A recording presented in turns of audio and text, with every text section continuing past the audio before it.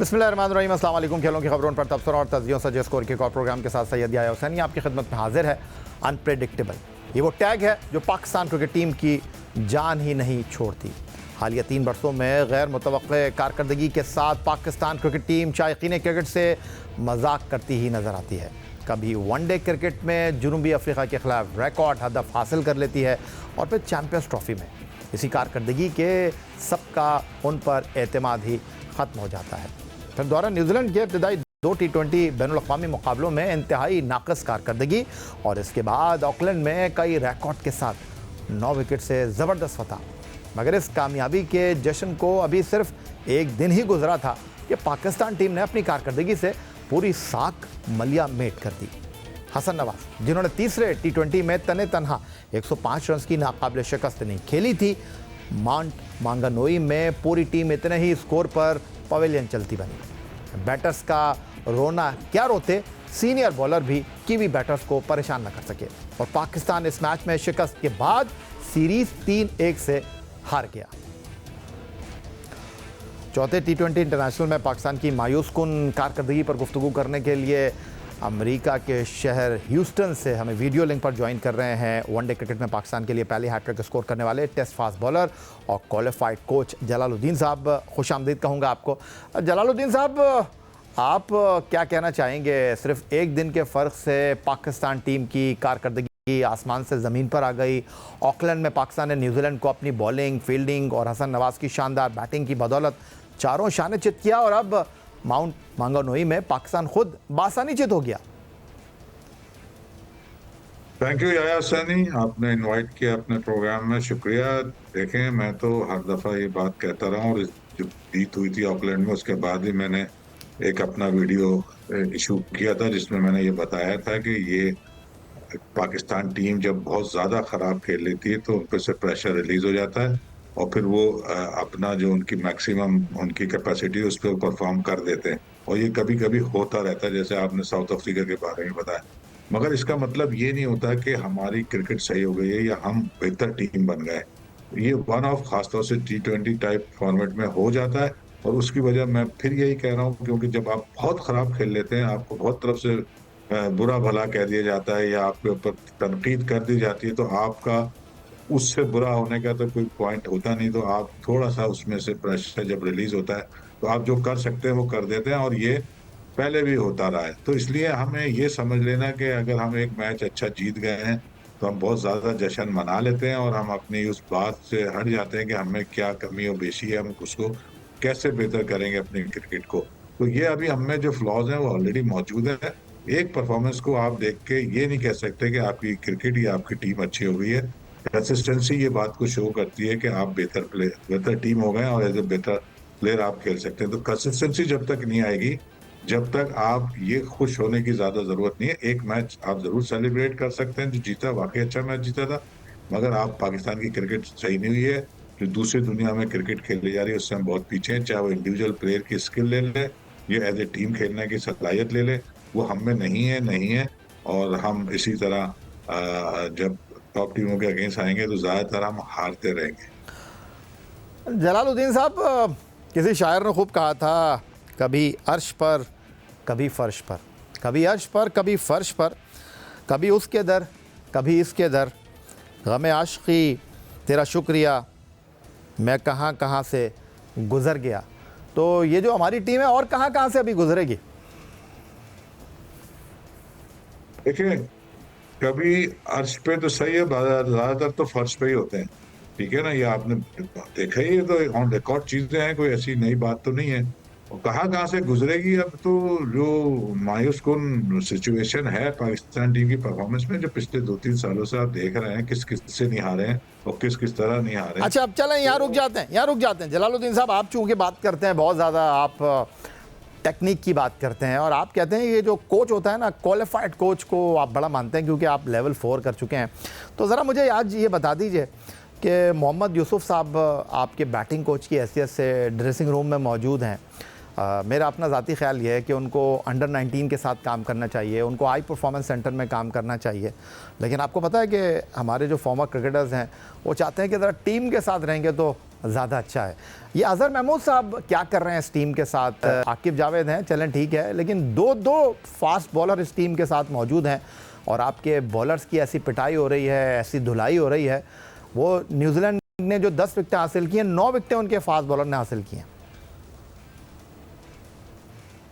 देखिए, जो आपके पास चाहे वो बैटिंग ले लें या बॉलिंग ले लें, अगर आप वही बात बार बार मुझे कहनी पड़ जाती है कि कंपैरिजन में जब आप जाएंगे तो अगर आप बॉलिंग की बात करते हैं और पेस बॉलिंग की बात करते हैं तो हमें एक तो कंडीशन जो मिले हैं उसको अडॉप्ट करना आना चाहिए। दूसरे, खासतौर से अगर हम शाहिन आफरीदी को देखें, शाहीन आफरीदी पे आगे चलकर बात करूंगा मैं, शाहीन आफरीदी पे करूंगा आगे चलकर। मतलब वो ओवरऑल जो वेरिएशन चाहिए होती है T20 क्रिकेट में वो हमारे पास नहीं है। हम प्लेयरों को रीड करना हमें नहीं आता, हम कंडीशन को अडॉप्ट नहीं करते। ये वो बेसिक चीजें हैं जो हमें सीखना चाहिए अर्ली ऑफ द गेम। मतलब जब हम क्रिकेट शुरू से सीख नहीं तो रहे मैं हो यही जानना चाह रहा हूँ जलालुद्दीन साहब, चलें यूसुफ का तो ये पहला टूर है इस टीम के साथ, अजहर महमूद का क्या रोल है इस टीम के साथ? रोल तो मुझे आई डोंट नो कि वो तो असिस्टेंट कोच है, क्या है वो मुझे जी नहीं जी, पता असिस्टेंट कोच यार। हैं, असिस्टेंट कोच हैं। तो असिस्टेंट कोच तो फिर आपके पास शायद असलम भी थे, वो क्या थे, वो शायद बैटिंग कोच बन गए थे। वो जगह जो भी है। अबे आप मोहम्मद यूसुफ की बात कर ले, जो पिछली दफा मैंने उनकी देखी थी वीडियो और अभी भी वीडियो देखी है। देखिए, जब आप टूर पे गए हुए हैं और प्री टूर्स में प्रैक्टिस सेशन कर रहे हैं तो आपके जो प्लेयर हैं उनकी जो कैपेसिटी है, ये जितना उन्हें आता है उसके हिसाब से आप गेम प्लान को तैयार करते हैं और उसकी प्रैक्टिस करते हैं। वो मैंने ये देखा कि जो आपका प्री मैच सेशन हो रहा था उसमें आप वो कुछ डेवलपमेंट की बातें कर रहे थे और नई बात बता रहे थे। तो यहाँ पे ही ये बात साबित हो जाती है कि उन्हें मॉडर्नाइज्ड क्रिकेट कोचिंग का आइडिया नहीं है, क्योंकि हमें प्लान वो करना है जो हमें कल खेलना है और जितना हमें आता है उसी में रह के खेलना है। उसका एक प्लान ए और प्लान बी बनता है। वो हमें तो नजर नहीं आया प्रैक्टिस में उनकी। इसका मतलब है उन्हें वो नो नो हाउ जो मॉडर्नाइज्ड क्रिकेट कोचिंग की है वो नहीं है। वो एक बेसिक चीजों पे अभी तक चल रहा है। वो ठीक है, वो जब आप कहीं डेवलपमेंट प्रोग्राम कर रहे हैं उसमें कुछ चीजें सिखा दे उन्हें, स्वीप वीप जो भी है। मगर जब आप प्री मैच सेशन कर रहे होते हैं, जो जितना प्लेयरों को आता है उसके हिसाब से प्लान बनता है। तो ये लैक ऑफ नॉलेज और lack of experience of coaching है। उसमें अजहर महमूद का मुझे नहीं पता कि वो क्या करते हैं, क्योंकि उनका अभी मैंने सुना नहीं है। बहरहाल वो पार्ट ऑफ द टीम है। अगर वो बॉलिंग के साथ लगे हुए, असिस्टेंट कोच के तौर पे भी लगे हुए, तो रिजल्ट तो आ नहीं रहा है। और रिजल्ट ना आने की वजह कोचिंग का भी एक अपना प्लानिंग और एग्जीक्यूशन का मसला हो सकता है, मगर असल मसला जो है वो ओवरऑल परफॉर्मेंस ऑफ प्लेयर और standard of the player modern days cricket के हवाले से, वो मैं बार बार कहता रहा हूँ, मगर कुछ शायद इस चीज को अहमियत देता नहीं है। हम बहुत पीछे हैं, इस बात को पहले मान लें और फिर हम देखेंगे। जो भी अगर बैटिंग या बॉलिंग हो रही है आप देखें, पहले आपको क्रिकेटिंग शॉट्स तो खेलना है, फिर आप स्लॉग शॉट खेलते हैं ना। यहाँ आपने अगर न्यूजीलैंड को भी देखा तो उन्होंने बैकफुट पंच भी किया, उन्होंने कट भी मारे, उन्होंने ड्राइव भी किया और फिर उसके बाद उन्हें कुछ स्लॉग शॉट भी खेले। हम तो पहली बॉल से स्लॉग शॉट खेलते हैं, हमें क्रिकेटिंग शॉट तो आते नहीं। तो वो आप कहाँ कितनी दफा आप कामयाब हो सकते हैं? वो तो कभी कभी कामयाब होंगे। जैसे आपने देखा, एक मैच आप जीत गए, वो फिर कभी भी जीत सकते हैं। अगर वो जीतेंगे जब जब आप काफी बुरा खेल लेंगे, फिर कहीं जाके आप एक मैच जीते। उसकी बेसिक वजह, क्योंकि यहाँ कोई वजह आपने भी देखा होगा, जब हम मैच जीते किसी ने वजह नहीं बताई कि हम ये क्यों जीत गए। सब तारीफें करने लगते हैं जब जीतते हैं, जब हारते हैं तो बुरा बुरा। शाहीन आफरीदी पाकिस्तान क्रिकेट टीम के प्रीमियर फास्ट बॉलर, लेकिन लगता है आजकल उनका सितारा कुछ गर्दिश में है। बाएं हाथ के तेज बॉलर की फॉर्म ही थी जब सिलेक्शन कमेटी ने उन्हें पहले तवील दौरानिया की टेस्ट क्रिकेट से अलहदा किया और फिर रही सही कसर आईसीसी चैंपियंस ट्रॉफी में टीम पाकिस्तान की नाकस परफॉर्मेंस ने पूरी कर दी। नाकामी पर होने वाली तनकीद के नतीजे में सिलेक्शन कमेटी ने बाएं हाथ के तेज बॉलर को दौरा न्यूजीलैंड के 3 50 ओवर मुकाबलों के लिए टीम से आउट करके उन्हें सिर्फ 5 T20 मुकाबलों तक महदूद कर दिया। लेकिन शायद आफरीदी अब लगता है इस फॉर्मेट में भी शदीद दबाव का शिकार हैं। यूनिवर्सिटी ओवल डनीडन में शाहीन आफरीदी को टिम साइफर्ट ने उनके दूसरे ओवर में 4 छक्के लगाए तो बाएं हाथ के तेज़ बॉलर पर तनकीद करने वाले कैसे चुप रह सकते थे। अलबत्ता शाहीन आफरीदी के दिफा में कोच आकिब जावेद कुछ इस अंदाज में सामने आए। देखिए, T20 क्रिकेट जो है उसमें किसी भी बॉलर को एक बुरा ओवर होना ये कोई बड़ी बात नहीं है। मेडन ओवर करना भी बहुत बड़ी बात है, और किसी को 4 छक्के लग जाना भी कोई इतना बड़ा मैं नहीं समझता कि T20 में कोई, जब आप दायरे में बॉलिंग कर रहे होते हैं। सो आई थिंक कि एज बॉलर आपको यही देखना है कि आपकी जो प्रोग्रेस है वो बढ़नी चाहिए।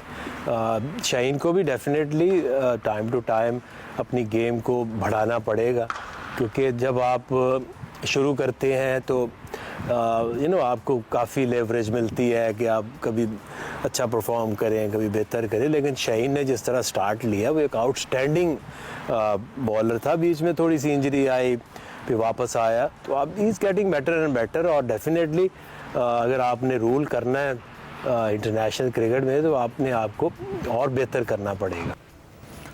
दौरे न्यूजीलैंड के 4 मुकाबलों में शाहीन आफरीदी महज 2 विकेट ही अपने नाम कर सके हैं। दौरे में शाहीन आफरीदी की परफॉर्मेंस का मयार भी उनके शायान शान दिखाई दे नहीं रहा। क्राइस्टचर्च के पहले T20 में शाहीन आफरीदी ने 2 ओवर में बगैर विकेट के 17 रन दिए। डनेडन के दूसरे T20 में पहला ओवर मैडन करवाने वाले आफरीदी के 3 ओवर में 31 रन बने। ऑकलैंड के तीसरे T20 में शाहीन ने 4 ओवर में 36 रन देकर 2 विकेट की परफॉर्मेंस पेश की। चौथे T20 में शाहीन के 4 ओवर्स में 49 रन बने। बात सिर्फ यहीं तक महदूद नहीं है। शाहीन आफरीदी इस वक्त अपने करियर के मुश्किल तरीन दौर से गुजर रहे हैं, अगर ये कहा जाए तो कहना गलत ना होगा। बात सिर्फ दौरा न्यूजीलैंड के 4 T20 की नहीं, बल्कि बाएं हाथ के तेज़ बॉलर के आखिरी 9 मुकाबलों की है, जहां वो शदीद अंदाज में ख़ुद को मनवाने की जंग लड़ते दिखाई दे रहे हैं। और सबूत है शाहीन आफरीदी के आखिरी 9 T20 मैचों में उनकी हासिल की गई सिर्फ 4 विकेटें, जबकि इसके दौरान 6 T20 में वो कोई विकेट ले नहीं पाए हैं। ह्यूस्टन से वीडियो लिंक पर हमारे साथ टेस्ट फास्ट बॉलर जलालुद्दीन साहब मौजूद हैं। तो जलालुद्दीन साहब, शाहीन शाह आफरीदी इस वक्त पाकिस्तान क्रिकेट टीम के सबसे प्रीमियर बॉलर हैं, लेकिन आपके सबसे मुस्तनद बॉलर का ये हाल कि उन्हें वनडे टीम से ड्रॉप कर दिया गया है। T20 क्रिकेट में वो एक ही ओवर में 4 छक्के खा लेते हैं। अगर हमारे सबसे कामयाब फास्ट बॉलर का ये हाल है तो फिर बकिया बॉलर्स के बारे में क्या कह सकते हैं? जी, आपकी बात बिल्कुल सही है। जो परफॉर्मेंसेस उनकी पिछले कुछ अरसे से हो रही हैं वो बहुत ही नाकिस है, और बीइंग एक रेपुटेड बॉलर उनकी जिम्मेदारी है कि वो परफॉर्म करके देंगे। वो पहचाने जाते थे कि अर्ली विकेट टेकिंग बॉलर थे, जिसकी वजह से दूसरी टीम पे थोड़ा प्रेशर आ जाता था। अगर आप 1 या 2 प्लेयर, और खासतौर से T20 में रन इतने मायने नहीं रखते जितना विकेट टेकिंग एबिलिटी अगर आप में है, तो आप ज्यादा अच्छे बॉलर कंसिडर होते। तो दोनों बातें उनकी अब नहीं हो रही। विकेट लेने में उन्हें बहुत मुश्किल हो रही है अर्ली ओवर में, और फिर रन भी दे रहे हैं। तो इसका मतलब यह है कि वो जो उनसे एक्सपेक्टेशन है टीम की वो पूरी नहीं कर रहा है। तो उनकी अकाउंटेबिलिटी होना जरूरी है, और उनसे वजह पूछनी चाहिए, और जो टीम मैनेजमेंट है वो भी उनसे पूछे कि भाई वो भी उन्हें बताए कि क्या ऐसा मसला है जो आप परफॉर्म नहीं कर पा रहे। जो मैं समझ सका हूँ मेरी जाती राय में, तो एक तो चीज यह है कि जो नई बॉल से वो उनकी जो मूवमेंट थी, और खासतौर से जो राइट हैंडेड को अंदर बॉल आती थी, वो आना बंद हो गई है। तो उसका डिपेंड तो करता है उनके थोड़ा बहुत रिस्ट से बॉल स्विंग होता है, रिस्ट पोजीशन से, कंट्रोल ऑफ द रिस्ट से, वहां के उनको प्रॉब्लम है, या फिर उनके कोई एक्शन में छोटा मोटा कमी पेशी हुई जिसकी वजह से बॉल अंदर आना बंद हो गया। तो वो एक उनकी ऐसी स्किल थी जिसकी वजह से वो विकेट ले लेते थे। तो अब वो ना विकेट ले रहे हैं और रन तो उनको पड़ना है। उसकी दूसरी वजह रन पड़ने की है कि वो बहुत जल्दी चीजों को चेंज कर लेते हैं। मतलब अगर एक छक्का लगा है तो वो फिर अपनी लाइन और लेंथ चेंज करते हैं, और जो उनकी फील्ड प्लेसिंग है उसके मुताबिक बॉल करना छोड़ देते हैं। तो इसका दूसरे मायनों में यह है कि वो पैनिक हो जाते हैं और कॉन्फिडेंस उनका शेक हो चुका है। तो इसको बहाल करने के लिए उनके लिए जरूरी है कि उन्हें वापस अपनी उन चीजों को बेहतर करना होगा जिससे वो पहचाने जाते थे, और ये चीज कोई इंटरनेशनल क्रिकेट में आके नहीं होगी। उन्हें कहीं अलग हटके, चाहे वो डोमेस्टिक क्रिकेट हो या अलग से वो नेट में जाके या एकेडमी में जाके चीजों को सही करेंगे। फिलहाल उनकी बैट फॉर्म कह लें, उनकी बैट बॉलिंग कह लें, वो उससे गुजर रहा है, और जो उनकी रेपुटेशन है वो रेपुटेशन पे बहुत अच्छे। अच्छा जलालुद्दीन साहब, टू दी पॉइंट जवाब दीजिएगा, अपॉर्चुनिटी मिली है, टू दी पॉइंट जवाब दीजिएगा। ये आपने कुछ दिन पहले हमारे प्रोग्राम में कहा कि पाकिस्तान को रिप्रेजेंट करना, टेस्ट खेलना, वनडे खेलना, T20 क्रिकेट खेलना, ये एजाज़ है, लेकिन इसका मतलब ये नहीं है कि आप कोच बन जाएंगे, इसका मतलब ये नहीं है कि आप सिलेक्टर बन जाएंगे। इसके लिए एक थ्योरी है, यही कहा था आपने? जी, कोचिंग के हवाले से अगर आप बात करें, नहीं, मुझे टू दी पॉइंट जवाब दीजिएगा, मुझे टू दी पॉइंट जवाब दीजिएगा कि यही कहा था आपने। ठीक है, अब मैं आपसे ये जानना चाहता हूँ, हाँ मैं यही आपसे जानना चाहता हूँ कि ये मुझे बताइए, क्वालिफाइड कोच का क्या मतलब है? क्वालिफाइड कोच का क्या मतलब है? यही मतलब है ना क्वालिफाइड कोच का, कि आपने सिर्फ अपने खिलाड़ियों की तकनीक को, अपने खिलाड़ियों के खेल में निखार नहीं लाना, बल्कि सामने वाली टीम की खामियों पर भी निगाह रखनी है, खूबियों पर भी निगाह रखनी है। यही मतलब है।